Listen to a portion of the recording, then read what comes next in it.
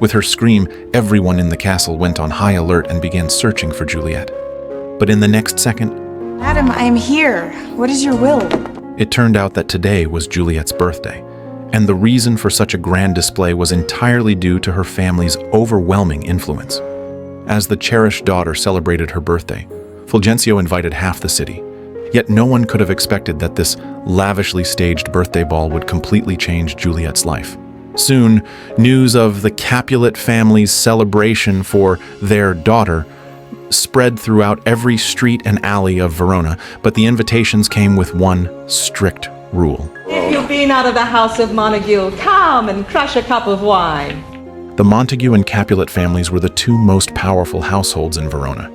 The long-standing feud between the two families had sparked endless conflicts, even disrupting the city's daily life, and not even the local prince could fully quell their disputes, so not inviting the other side was understandable. But within the Montague family, the only son, Romeo, was a natural rebel. He never got involved in gang rivalries and constantly preached love and peace. Alas, that love whose view is muffled still should without eyes see pathways to his will. Here's much to do with hate, but more with love. And yet, this hopeless romantic now found himself troubled by love. He had recently met a girl, but she couldn't understand his descriptions of love, and to make matters worse, she was a staunch non-believer in marriage. This made Romeo feel that a perfect soulmate simply didn't exist in this world, but his cousin Benvolio said, and as it happened, the Capulet family was hosting a ball that very night, so perhaps he might find the right soulmate there. With Benvolio's help, Romeo secretly obtained an invitation to the ball, but upon arriving, he found himself completely unable to fit in.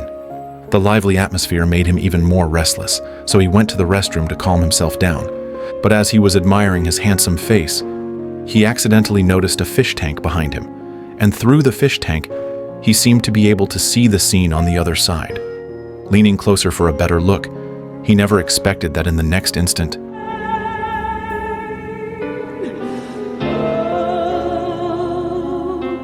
no words were needed. One glance was 1,000 years.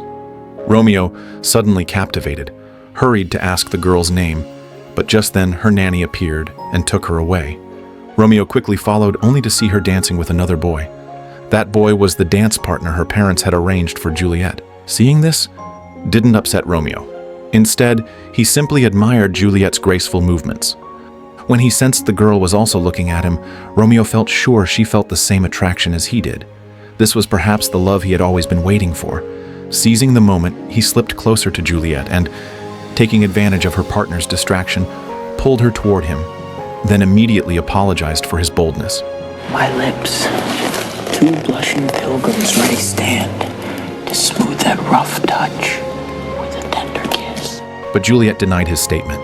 You do wrong your hand too much, which mannerly devotion shows in this. For saints have hands that pilgrims' hands do touch, and palm to palm is holy palmer's kiss. Her reply took Romeo by surprise. She not only caught the hidden meaning in his words, but had an even deeper understanding of it. In that instant, he felt a sense of Romeo meeting his Juliet. Unable to resist, he leaned in to kiss her, but Juliet's mother suddenly appeared.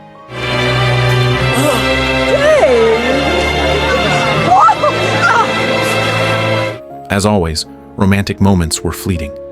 The nanny quickly found Juliet and brought her back to her mother's side. But when Romeo saw Juliet's family, he froze on the spot. Is she a Capulet?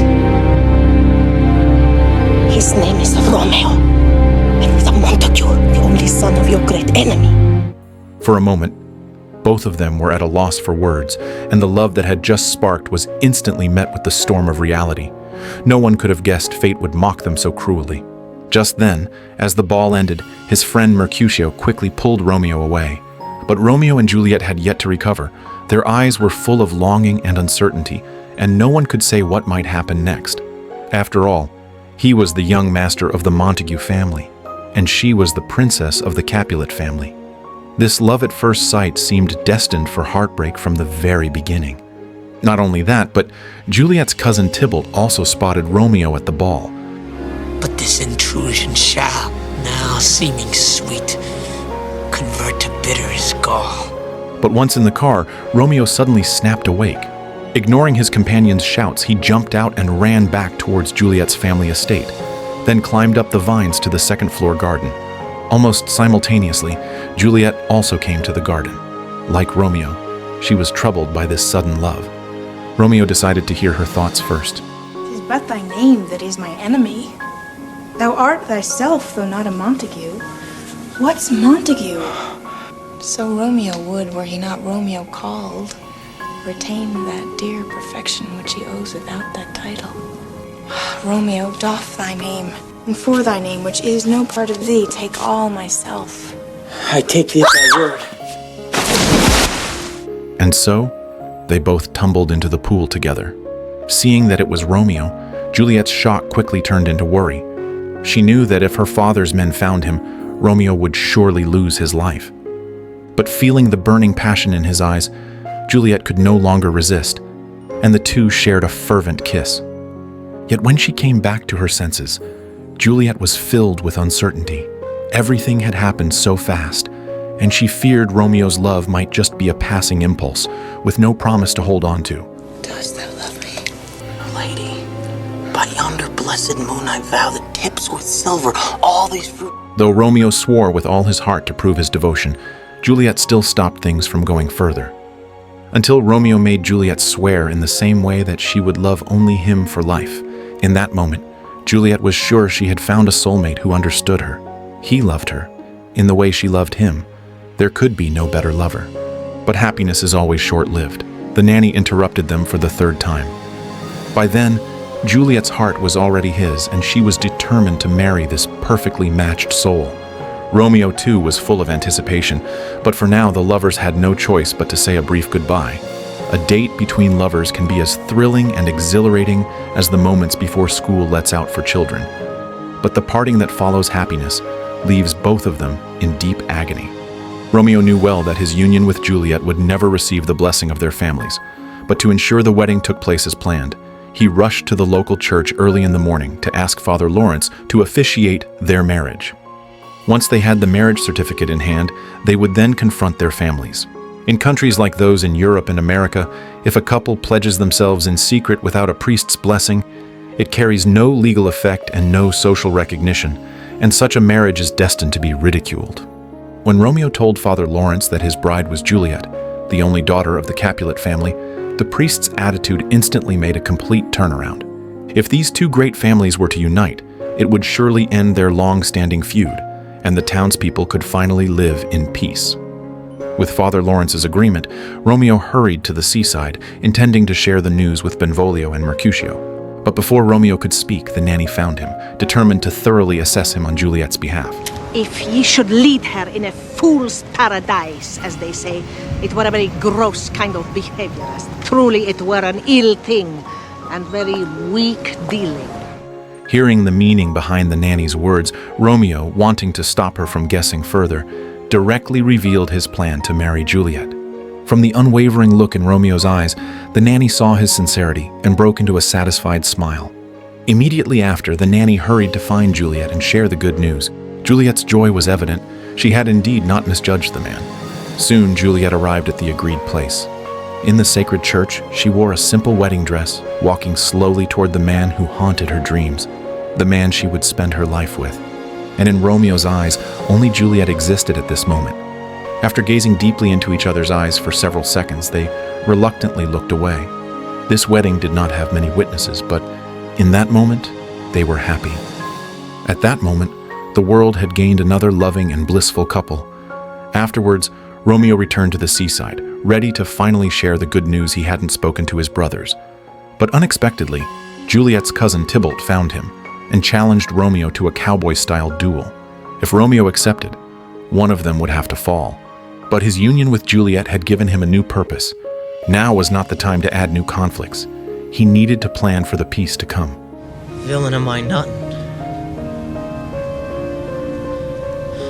Therefore farewell. I see thou knowest me not.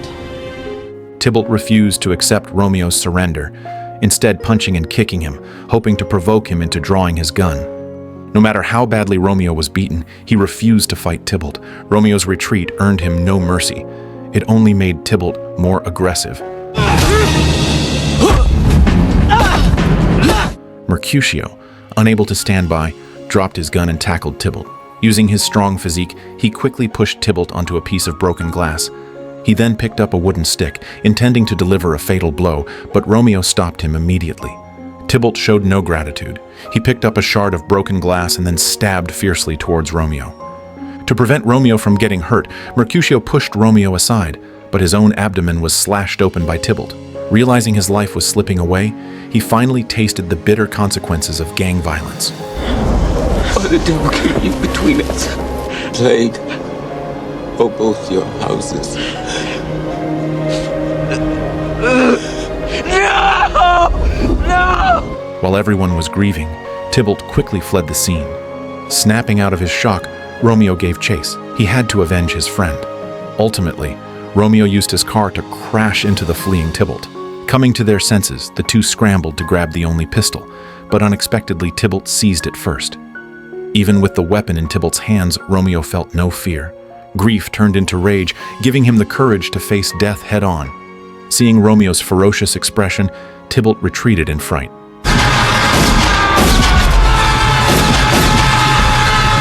After killing Tybalt, the madness and fury in Romeo's eyes finally faded. Those few shots had shattered not only the chance for peace between the families, but also possibly his marriage to Juliet. And now fear began to creep into his heart. Soon, family members arrived to help Romeo escape. Then the police and relevant personnel arrived belatedly. Captain Prince, discovering it was gang conflict again, quickly questioned Benvolio about the incident's details. The dead man was the nephew of the Capulet patriarch, and the killer was the son of the Montague patriarch. Captain Prince felt powerless.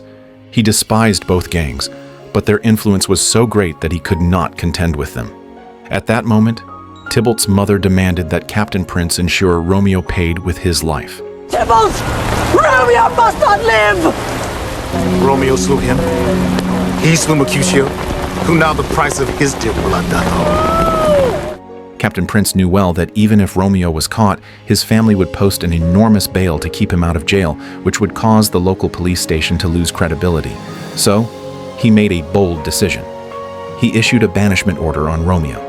If he dared appear in the sight of the police, he would be shot without hesitation. It was a punishment harsher than prison, but it also sent a clear message to both families. At this moment, Romeo was hiding in Father Lawrence's home, deeply regretting what he had done today. But with things having gone this far, he was powerless, hoping Juliet would not be disappointed in him because of it. Soon, the nanny found her way there. When he heard that Juliet had fainted because of this, Romeo cursed the injustice of fate, but the priest denied his idea. Thy Juliet is alive, there art thou happy. Tybalt would kill thee, but thou slewest Tybalt, there art thou happy. The law that threatened death becomes thy friend and turns it to exile. Father Lawrence then told Romeo to go find Juliet and comfort her as a husband. He also instructed Romeo to depart for Mantua to lay low before the police started their shift. In the days that followed, he would wait for the right moment to announce their marriage and then find a way to reconcile the two families so that they could live happily together. Hearing Father Lawrence's careful plan, Romeo finally calmed down. Then, under the cover of heavy rain and darkness, he successfully climbed into Juliet's bedroom. The bond of their souls required no words, and in this tense atmosphere, they completely gave themselves to each other. They stayed entwined until the sun rose, and it wasn't until the nanny appeared that their closeness was interrupted. It turned out Juliet's mother had arrived. Upon hearing this, Romeo reluctantly slipped away from the balcony. Her mother soon told Juliet shocking news. Her parents had decided to marry her to Paris, the governor's son, next Thursday. Juliet wanted the right to choose her own happiness, but her father, determined to strengthen his position, ignored her pleas entirely. Is she not proud? Not proud you have, but thankful that you have. Proud can I never be of what I hate! Thank me, no thankings! Not proud now! No! Speak not! Reply not! Do not answer me! Seeing her father's resolute attitude, Juliet felt helpless. She could only sit on the ground, denouncing fate's injustice. But she did not give up. She went to Father Lawrence, hoping he could help her. Yet when Father Lawrence heard this, he too admitted he was powerless. In that moment, Juliet's heart completely died. Father Lawrence then said he had a potion that could put Juliet into a fake death state, after which the Capulet family would take her body to the family tomb for burial. When the night was quiet and still, he would arrange for Juliet to be rescued safely and then sent to Mantua to reunite with Romeo. Due to the urgency, Father Lawrence had to first write a letter to Romeo to inform him of this plan, hoping he could prepare to receive her. Time quickly passed to Wednesday evening. Before bed, Juliet drank the potion, and just as planned, she fell into a death-like state. Soon, Father Lawrence arrived at the scene, feigning the preparation of her body, and the funeral was quickly arranged in the church. But to everyone's surprise, due to the courier's mistake, the priest's letter never reached Romeo in time. By coincidence, at the funeral, a young man who knew about Romeo's marriage witnessed the whole process. He rushed to find Romeo and told him everything. Romeo's face was written with disbelief, and a kind of grief he had never felt before swallowed him whole.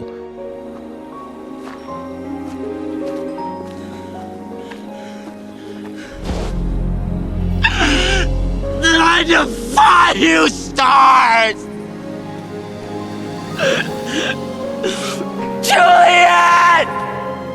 He immediately asked his man if there was any word from the priest. Then, without hesitation, Romeo drove off to see Juliet one last time, and at that moment the courier appeared. But it was already too late. Upon returning to the city, Romeo went straight to a store and bought a vial of poison. He had decided to die with his beloved. Nothing could separate two souls in love, not even death. Meanwhile, Captain Prince received word that Romeo had returned to the city. He informed both families and mobilized the entire city's police force to capture Romeo. With the police closing in, Romeo was forced to take a passerby hostage. This was how he managed to retreat safely into the church. There, he finally saw Juliet's body. Romeo then slowly stepped forward, tears constantly welling in his eyes. And it was only at this moment, upon seeing Juliet's beautiful face, that he believed she had died for him. In a low voice, Romeo whispered his love to her. He caressed her cheek for the last time and kissed his lover's lips one final time. After engraving his lover's face deeply in his heart, Romeo no longer wished to linger in this life, ready to follow his beloved. But at that moment, Juliet slowly opened her eyes.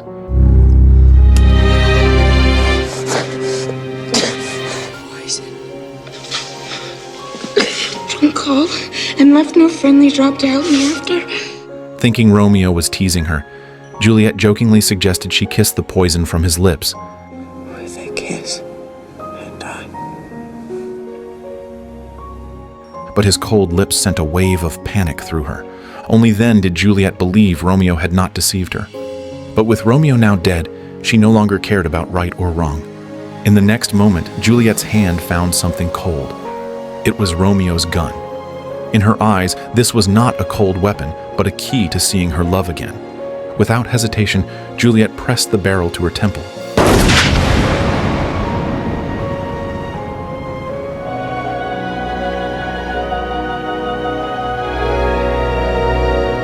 The next morning, the police and both families rushed to the church, finding the bodies of the two lovers. Though they did not know the depth of Romeo and Juliet's romantic love, they knew it was the hatred between the two families that had caused this tragedy. There was no blame, no shouting, only grief and regret. Romeo and Juliet bought a belated reconciliation with their deaths. In a vast and dazzling world, the meeting of two perfectly matched souls was already a 1 in a million chance. Romeo and Juliet loved each other to the depths of their bones, yet couldn't be together because of their identities and hatred. They had both fought for this rare love, but fate's cruel joke forced them to witness each other's deaths. Like mournful swans, they guarded their love and loyalty with their lives. In that moment, the god of love mocked the god of death's weakness, for death had ultimately failed to separate them.